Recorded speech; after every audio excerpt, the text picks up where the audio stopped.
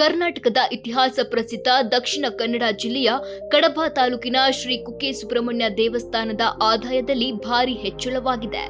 2024-25ನೇ ಸಾಲಿನ ವಾರ್ಷಿಕ ಆದಾಯ 155 ಕೋಟಿ 95 ಲಕ್ಷಕ್ಕೆ ಏರಿಕೆಯಾಗಿದೆ.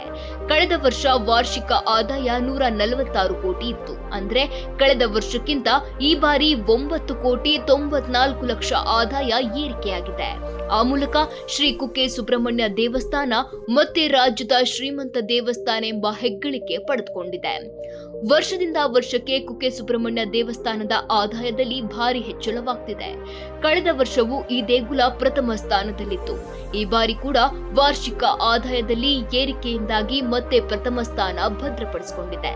ಶಕ್ತಿ ಯೋಜನೆ ಪರಿಣಾಮ ಕುಕ್ಕೆ ದೇವಸ್ಥಾನದ ಆದಾಯದಲ್ಲಿ ಹೆಚ್ಚಳ ಸಾಧ್ಯತೆ ಎನ್ನಲಾಗ್ತಿದೆ. 2011-12ರಲ್ಲಿ 56 ಕೋಟಿ 24 ಲಕ್ಷ ಆದಾಯ ಬಂದಿತ್ತು.